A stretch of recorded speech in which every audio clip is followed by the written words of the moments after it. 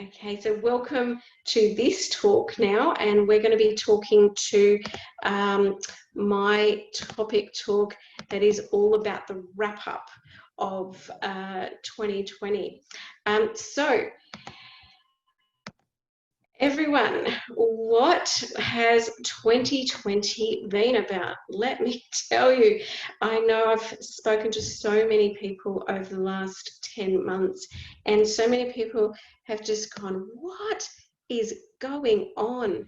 The other interesting thing is, being human in this experience, how can we make sure that we are still working to the aims that we intend to our practitioner practice ethics, to our ideal goals for our clients and them for us and their work with us? And these are the kinds of things that we need to be sitting with. There's a lot of layers, as we can imagine. And I wanted to just bring in some new things tonight just to consider. So here we go. Let's ponder some things, and I just want you to sit with this. You might even want to get a piece of paper. You might even want to get some, pens or a journal if you don't have one. What we're doing now is we're kind of slowing down a bit. I just want you guys to ponder, even just this picture that I've put up on the screen. What has been your survival kit this year? So let's think about that. Just if you can sit with that even just for a few seconds. And just kind of imagine this time last year, this was when I was preparing for the first Vision conference.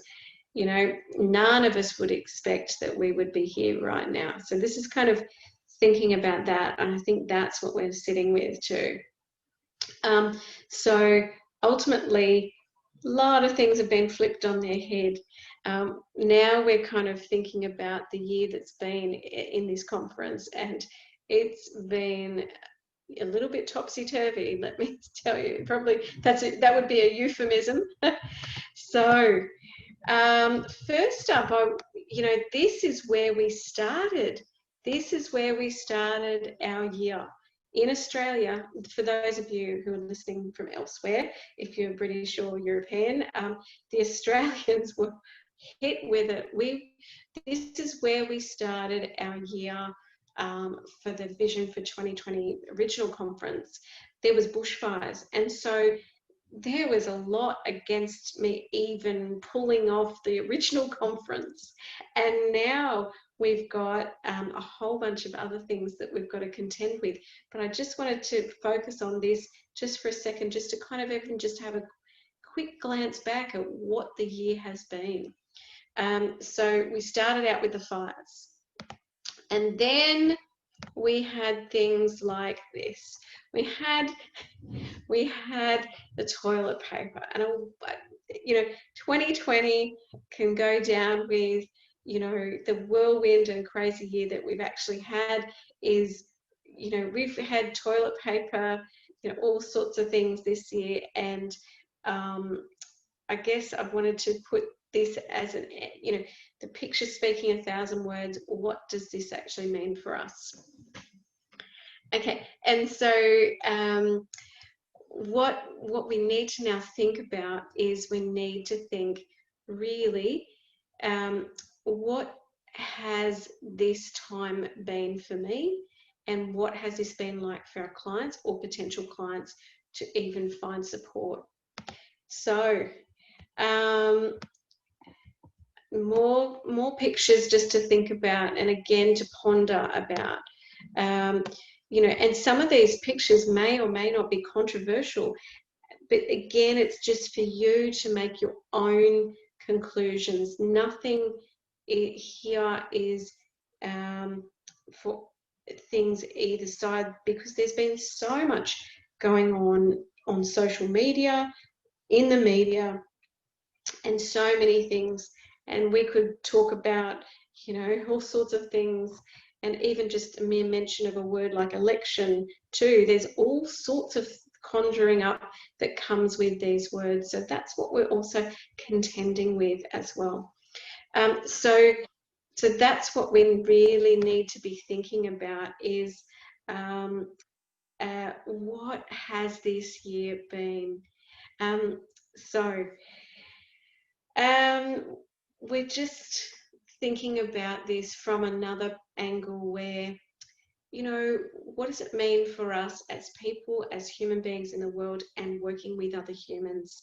So just keep that in mind. All right.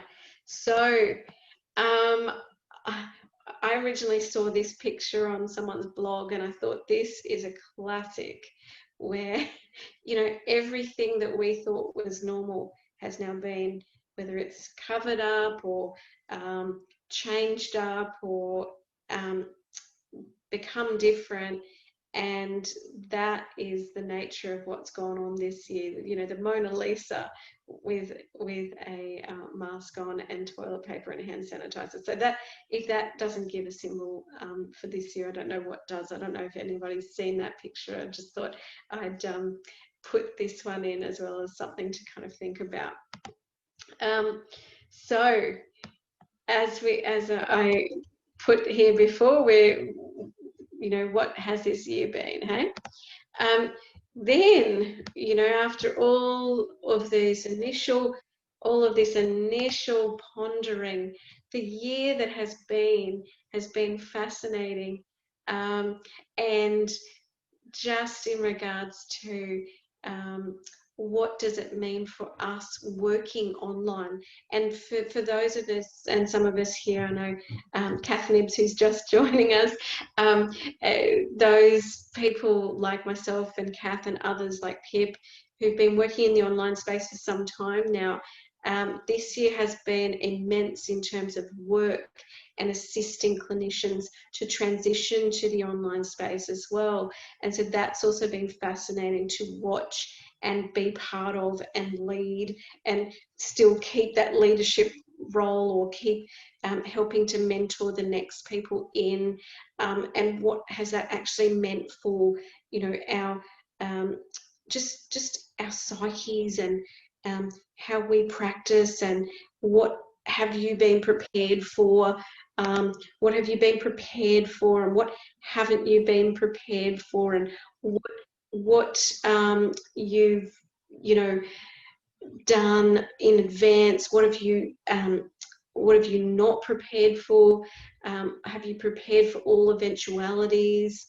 These are the kinds of things that I've been pondering this year, and almost for and on behalf of clinicians. I mean, as an example, just today I had someone I was helping on Zoom, you know, and talking about what their practice is going to look like if she chooses to work online. And I'm regularly doing that now with people wanting to make this transition, and maybe they weren't prepared, and it takes some people longer than others to step up to starting to work in this space. And what does that actually kind of mean for them? And, you know, all these kind of fascinating things that can come from making this transition when it's not expected.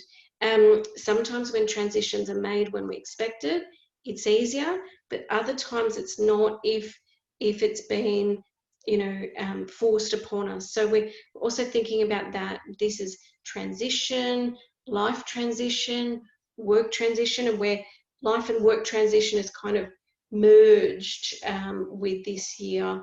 So that's also what we're thinking about too, just, you know, in this, you know, kind of topic that I guess I'm bringing in here. Okay, so yeah, and I thought I'd just put forward a number of different,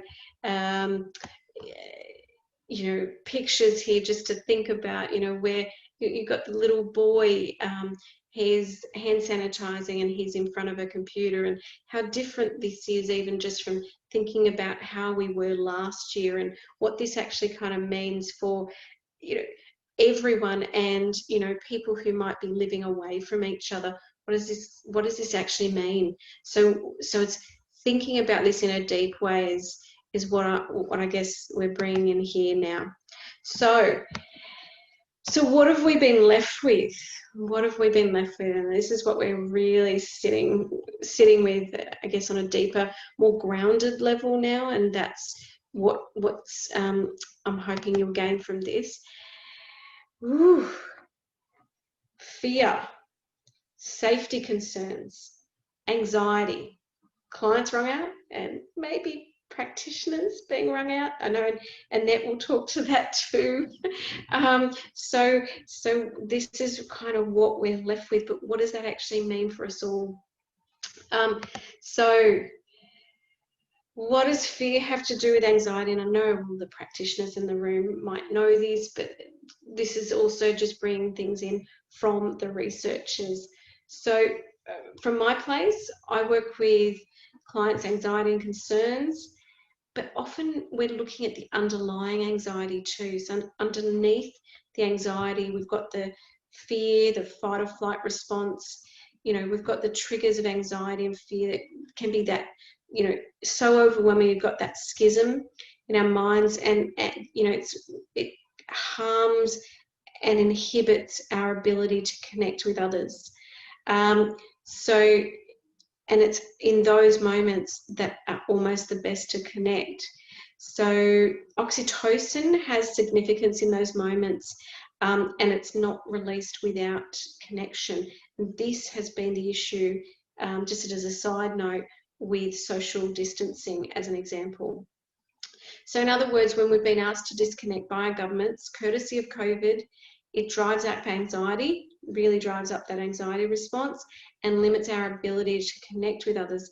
And so it's become a vicious cycle. So what's on the other side of fear? So the opposite of fear is actually love.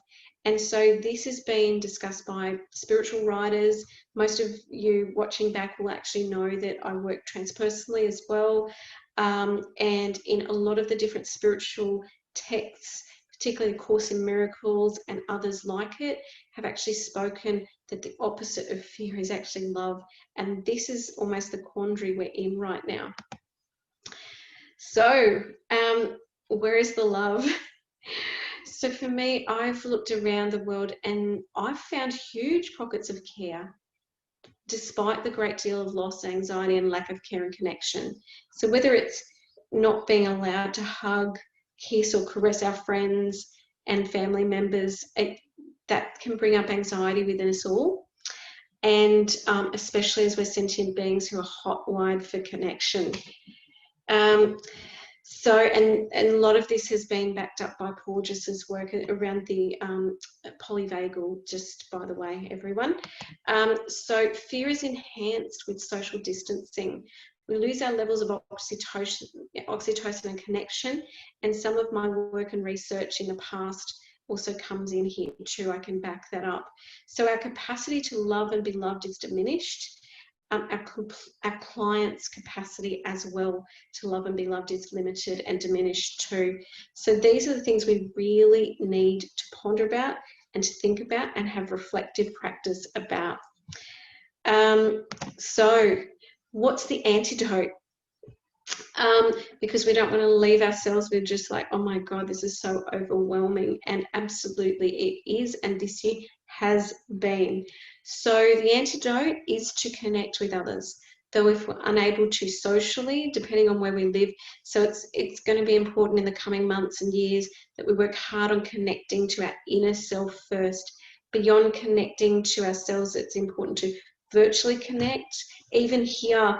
And even just for you guys to be doing this right now, to be thinking about this right now, hopefully you're pondering about this or really thinking more deeply about how can I do this so that, you know, I can still connect to myself and to my clients more deeply. So 2020 has really been that anxiety-provoking year.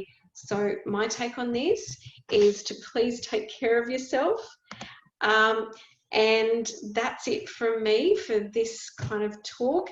But I want to now open it up to about 5 or so minutes of questions before we move over to Margaret. So I'm going to stop my share now, and You can see there, if anyone wants a copy of this talk, I'm happy to give it. And this talk has been based, just by the way, on a writing piece I did for actually a magazine for Mumpreneur, just by the way.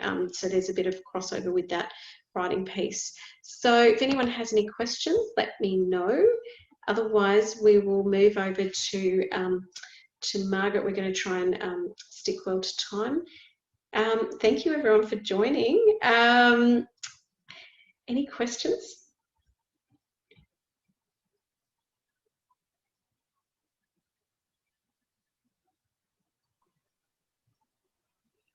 I guess I don't have a question so much as a comment.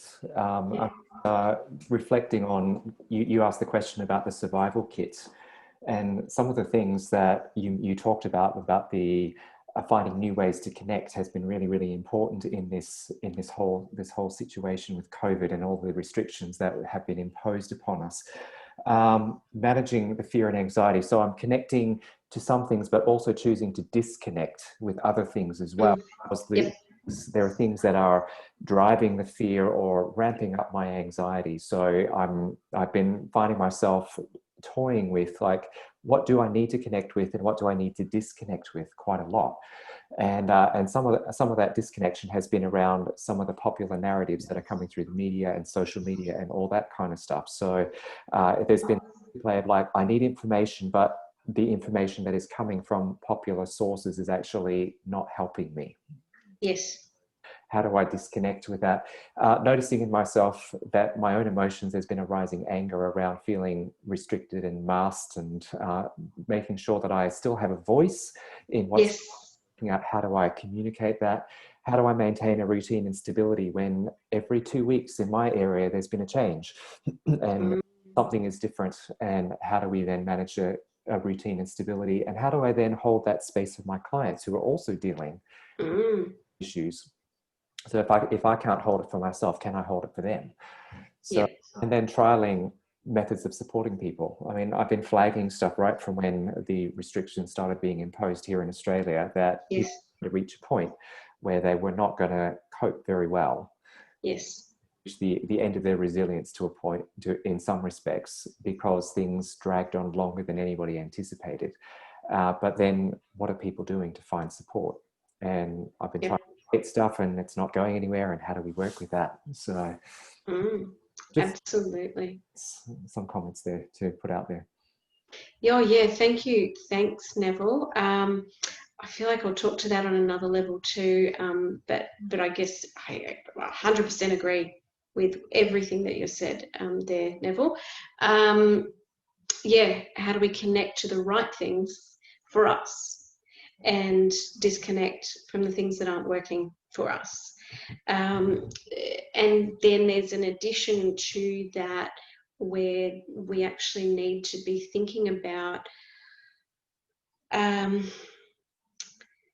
own resilience levels, as you brought in. But in addition to that is, can you draw from your own resources about a similar time in your life how you might have survived? And this is where I feel like resilience is a really interesting thing to bring in here, Neville. And I've been talking to to some of my clients. Clients that have done best have traumatic pasts, which is very interesting to say out loud. And the ones who've had traumatic pasts, however, the ones who've actually worked through a lot of their pain through therapy, and then availing themselves of therapy again. So that's why we are so important, therapists listening in, and pretty much everyone here in this space is a therapist. The reason why we are so important is because we are often the seers, and in a psychic context, that's the ability to have foresight. And so because we can see what's going on, there was an article I read right at the start of COVID where it discussed we are the canaries in the mine shaft of the stress and trauma for our clients, because often people will go to counselling and psychotherapy first before then they hit the wall with depression, anxiety, or other DSM-5 type mental illness. And so then I guess talking to what you're speaking to, Neville, is that we might even see people, particularly if you're a counsellor, psychotherapist, even before that point, but sometimes we see them after that point too, of course. Though what the argument of this particular article I came across was that we will often see things before anyone else. So it's also to be aware we're going to be the therapists in the room, anywhere in life that is, at the moment, are going to be hit from almost all angles. And I've found that from my friends and family. I've had to disconnect from certain friends, family members and others on social media, and I've had to have conversations offline about why I needed to do that. So this has been a really big catharsis for me over the last 10 months, and I know everyone in this room, virtual room, and listening back in, it would be the same, that there's been some carnage, but it's about being able to be true to yourself and knowing that you still can call on people for support, knowing that there are still people in your lives, and if not, finding your own therapist, even if you're a therapist, in addition to supervision. So it's all about knowing that there's other places to go. So thank you, Neville, for that comment. I just wanted to ask if I've probably got time for one more question, and then we'll need to hand it over.